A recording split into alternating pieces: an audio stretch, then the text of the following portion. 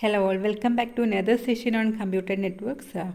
Today we will discuss about network software. So why we need this network software? Initially the network were designed with the hardware as the main concern and the software as just an afterthought. But this strategy no longer works. So let us take an example. Suppose we want to search for some information from the internet. Okay, so let us take an abstract view of a network, the internet itself. So we have a set of client machines and we have a set of servers. If you're taking this browsing as an example, okay. So this n machines can be either client or server are called host machine, okay. And in between we have a set of routers to connect different host machines, and definitely a set of links are also there, okay. So we want to search for some information. So what we are doing is in the application, in the host machine, we will take an application, say a browser, right? And through this browser, we will take the service of some search engine to get the required information. So we will put some keyword to search, and this request will be routed somehow through these different routers along this network to reach the corresponding server machine. Within that server machine, that request should be routed properly to the corresponding application, right? Then it will be processed and the information, that a set of web pages, will be written back as a reply to this request, right?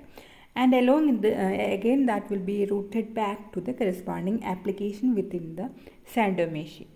So we have to travel along a lot of components, right, for each and every request. So a set of hosts will be there.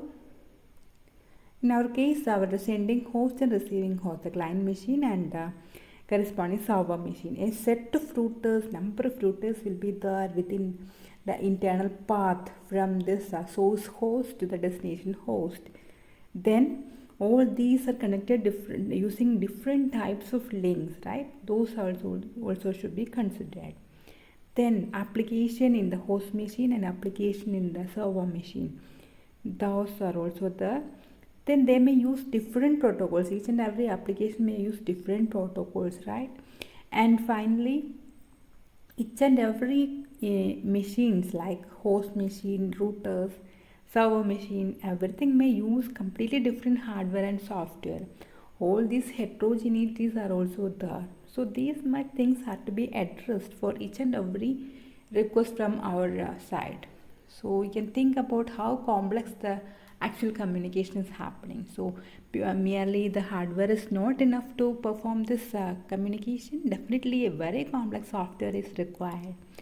So we need a network software. That's the first thing. Second thing, it's very complex. That means we have to arrange it in a modular way. We have to divide that into a layered design. Definitely the software designing approach.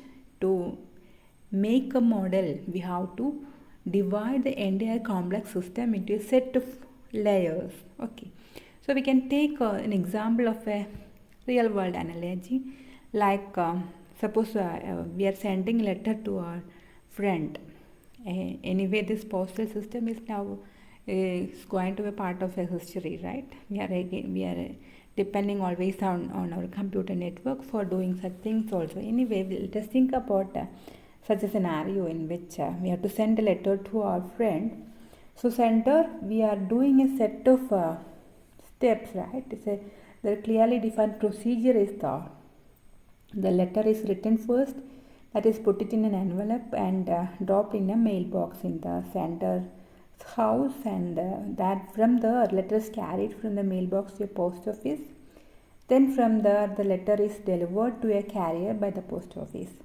Along some services, parcel service and all, it will reach to the post office at the receiver side, right? And from the post office it will be carried to the mailbox of the receiver, and from that mailbox that letter will be picked up and removed from the envelope and read, right?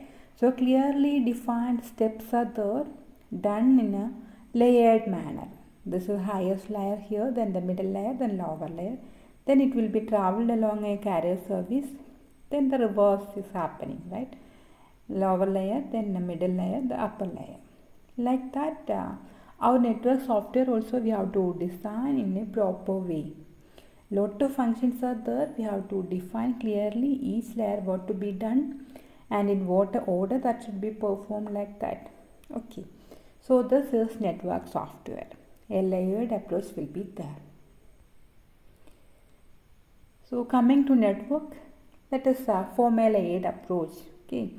So number of layers, the name of layer, the functions of each layer, everything will be depending on the network we are using. Okay. Definitely we have a set of layers and each layer will be performing a particular function. Okay. Clearly defined functions are there. And this is how it will be organized. Suppose our network system has 5 different layers. Layer 5 is the uppermost layer in the host machine. Then from there, the layer 4 is there, layer 3 is there, layer 2 is there, and layer 1 is there. So layer 5 will receive the service of layer 4 to do the function. Layer 5 is the layer which interact with the user, right? And it will perform some operation based on the service provided by layer 4. Like that layer 4, it will give some functionality or it will provide some service to layer 5 based on the service received from layer 3. Like that.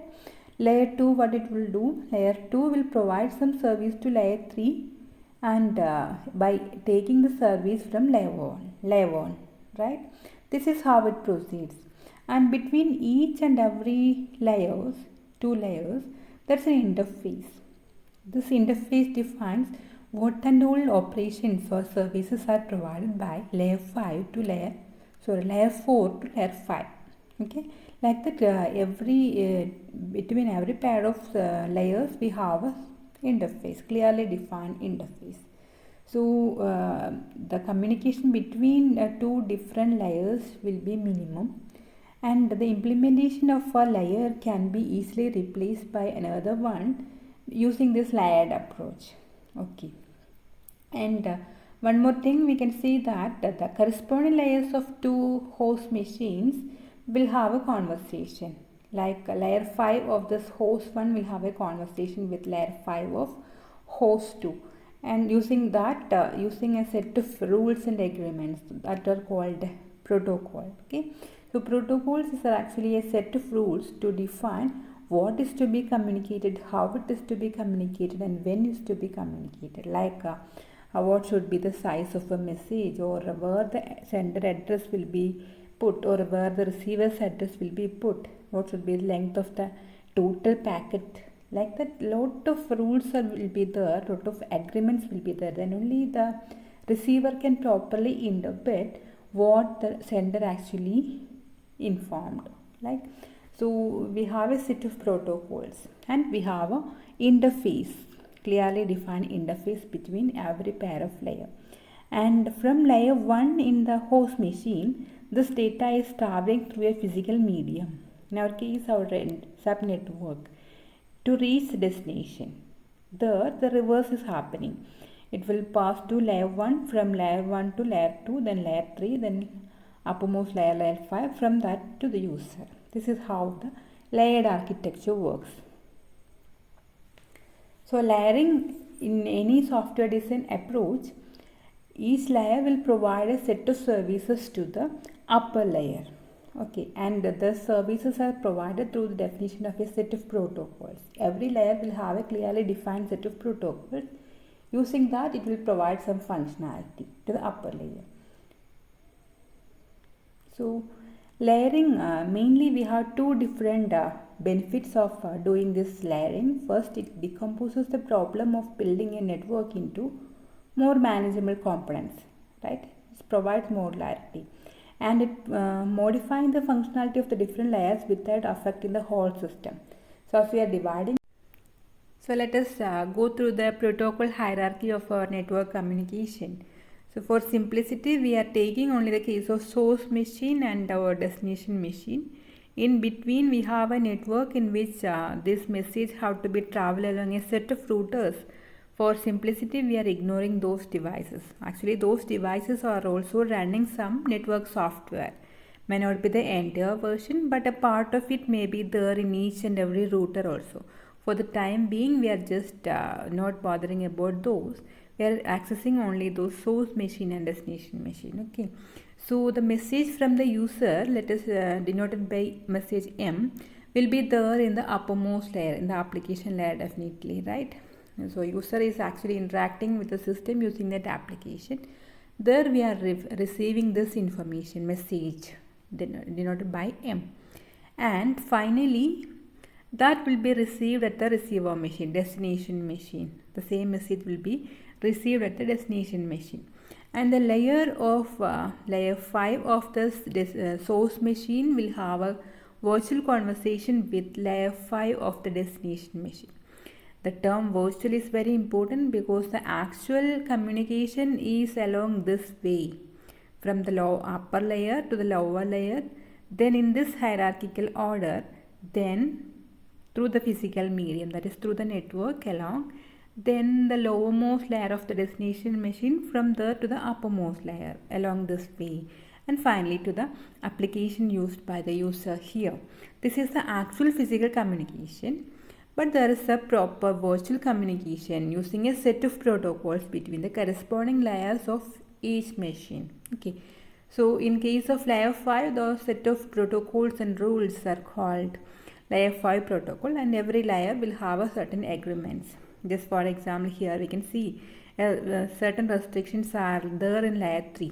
Okay, so we are taking the case of layer 5. The message from the user is there, and when it is reaching the second layer, that is layer 4, we are attaching a header here. The layer 4 is attaching a header here. You can think about the postal service.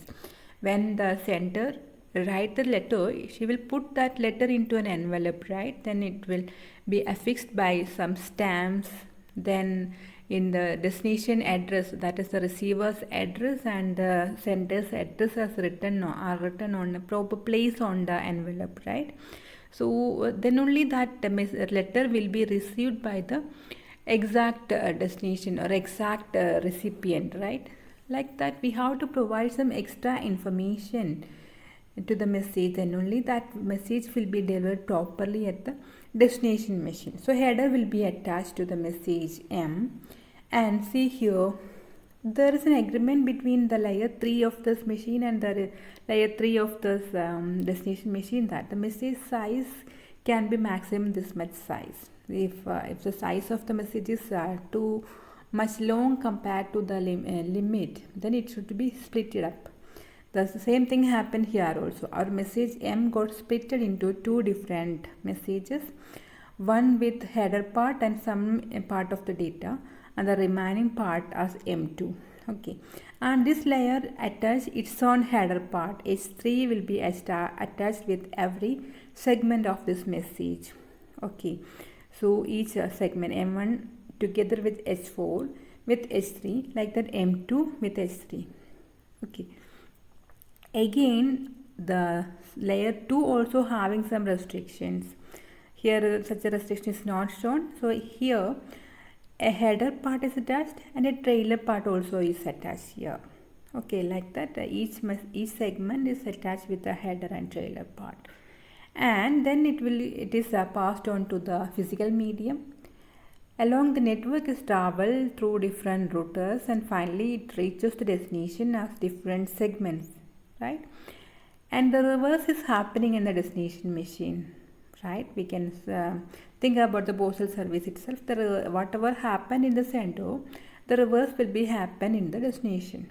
Okay, so here the H2 and T2, the trailer part and header part attached by layer 2 of the center will be removed here, and it will be given back to layer 3. There this H3 will be removed for each segments, and in this layer 4, again this combining back, here we split it up into two. The reassembling will be done here. Okay, M1 and M1H4 together with M2 will be combined to form this M, right? And finally This H4 will be removed at the layer 4 to send back to the uppermost layer of the destination. There it will be provided to the user. So this is how the protocols in different layers work to provide a proper communication from the sender and the receiver. Okay. Now let us think about the actual protocol implementation in our networks. So definitely we need some standards, right? We cannot write an entirely different network software for every network we are implementing. There should be some standards, right? Then only different networks can be combined in a seamless way. Definitely there should be some standard, right? Every procedure, every programming, we are using some standards, so that interoperability is the main issue. So to address such an issue, we use some standards. Okay. So in the case of network software also, we have some reference model based on which we can design the corresponding software. And so the standards are used to establish this reference model. And who will provide the standard? We have some standard organizations, right? ISO, ITU, ANSI, IEEE, like that. We have a set of organizations to provide these standards. So in case of network software also, we have a set of standards. So ISO issued one standard reference model, like that we have another one more which is currently used in internet. Okay, we can see both of them. Okay, so we have two different reference model for designing network software. Those are OSI reference model issued by ISO and then TCP IP reference model. These are the two different reference models for network software. So we can see one by one and we can have a comparison of these two also. So coming to the first one, that is OSI reference model. OSI is actually recommended or designed by this ISO, International Standard Organization. ISO standard that covers all aspects of network communication in the is the Open System Interconnection model. So OSI stands for Open System Interconnection. Open system in the sense this network system is open for all types of heterogeneous system. So we are not bothered about what is the hardware in a particular machine or in a corresponding LAN or anything. Irrespective of its hardware and software, that system is openly added or can be directly added to a network for communication. That is why it is called Open System Interconnection. So according to this OSI reference model, our network software having 7 different layers. The uppermost layer is application. Then we have the presentation layer, session layer, transport layer, network layer, data link layer and physical layer. These are the 7 different layers of our network software. Okay, so coming to the details of the OSI reference model, these are how it look like. So in a source machine, okay, host machine, host A, actually this communication in between host A and host B. Okay, in between we have a set of routers also. So you can see that in the host machine we have all the 7 layers, and like that we have the destination machine also having 7 layers. In between we have a set of routers. We are showing only 2 different routers here. One router connecting to the host machine and one router connecting to the destination machine. In between we have a large network also containing a set of routers. Okay, we are just ignoring those for the simplicity purpose. Okay, so you can see that inside the routers we are having only 3 different layers: physical, data link and network. Up to routing only we need software in routers, right? Other things are actually application specific, that is needed only in the host machines. Okay, and every layer, the corresponding data that can be handled or segment of data that can be handled is named here. So in case of physical level, it's concerning with the physical medium, how the actual data is transferred through the medium. Definitely those are bits. Okay, each bit will be converted into a signal, right, for communication along a physical wire. So bits are handled in the physical level, and a set of bits are grouped into frame in case of data link layer. Then some header part will be there, and that is called packet in network layer. And coming to the transport layer, the corresponding data segment is transport layer data unit. Like that session layer, we have the session protocol data unit, like that presentation protocol data unit, and finally we have the application protocol data unit. Okay, so these are the data segments named in each layer, and corresponding layers of sender and receiver will have a communication using the corresponding protocol. So here we have a set of protocols called application protocols, like that presentation protocol, session protocol, transport protocol, and inside the network we have internet subnet protocol also. So this is how it is actually organized. So we can see the different functions of each layer. What are the functions done by application, presentation, everything will be done. Everything will be seen in the forthcoming lectures. Okay. So coming a little more detail about this OIC reference model, this hierarchy of different layers are actually corresponding to this figure. Okay, we have device A, that is a sender machine, and in between we have a set of routers in which only two are shown here. The one router which connects this device A to the network. Here we have a very large network. Okay, and finally we have another router to connect this destination machine to the network. Okay, so the layered network software in the device A is shown here. This router, the layered software in this router shown here, and this router, this 3 layers are there, and the device B we have all the 7 layers. Okay, this is how it's organized. Now how the data is transformed in different layers that we can see here. See, the data D7 is actually received from the user. In the highermost layer, the layer 7, a header part H7 is added with that. That data together with the header part is treated as the data for the next layer, session layer. Okay, that is treated as D6 here. Again, one more header part from this session layer is attached. Okay, and the entire data is treated as the data part for the next layer, D5. Again a header part, then D4 also again a header part, like that. In case of D2, that is data link layer, a header attached, a trailer also will be attached. We can see why it is required for header and trailer, that we can see later. And finally in the physical layer, this entire information will be treated as a sequence of bits alone. We have to convert this each and every bits into signals before transmission over the physical wire, right, or physical media.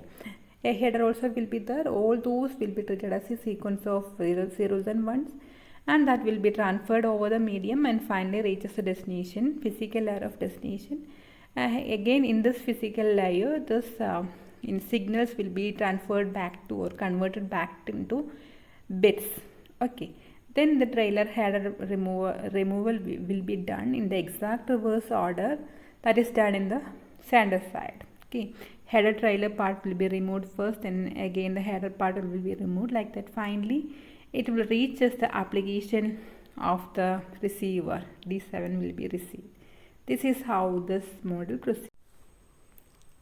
So we have seen this OIC reference model, different layers of OIC reference model in a brief manner, right?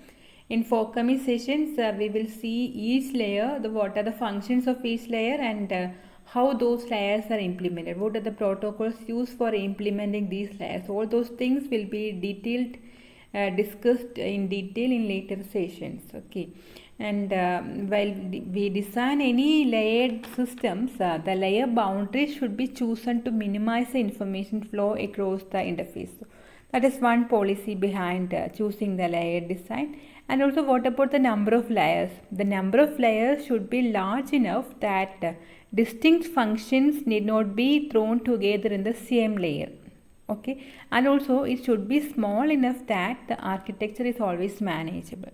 So those two criteria should be considered when we design a layered architecture and when we choose the number of layers in the system. So we have seen the OIC reference model, and when we go through this, the protocols associated with the OISI are rarely used. Okay, when we design it, all of the designers thought that this will be the future of network software, and every system will be designed based on this model, but that didn't happen. Anyway, the model itself is quite general, and it can be used in any system. So model is always followed, but the protocols are not yet followed. Protocols actually we are depending on this TCP IP reference model to implement the real network internet and all. Okay, so the TCP IP the properties are actually different, the opposite to the ISI reference model. That is, the model itself is not of much use, but the protocols are widely used. So we have to discuss both of them. Both of them are important to understand the network architecture. So coming to the second reference model, that is TCP IP reference model.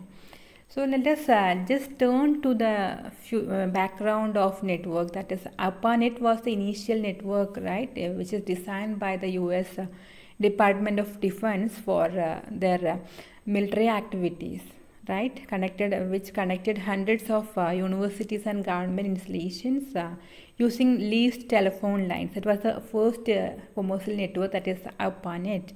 And later initially, so all those institutions, government installations and defense organization, all those were connected using leased telephone lines. But later, satellite and radio networks also were added to this network, but that created some problems because the protocols are entirely different for these two different networks, and internetworking between entirely different network created some problems. And then they thought about creating a network which can be interoperable with any sort of network. That was the invention, or that was the aim behind designing this TCP IP reference model. Okay, so the ability to connect multiple networks in a seamless way was the main design goal behind this TCP IP reference model.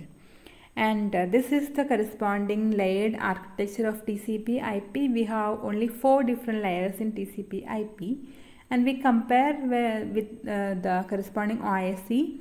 We have the different layers, like application we have in both reference models, where the presentation and session is actually not present in TCP IP because it is combined with application. Okay, so all the 3 layer functions will be done by the application layer in case of TCP IP.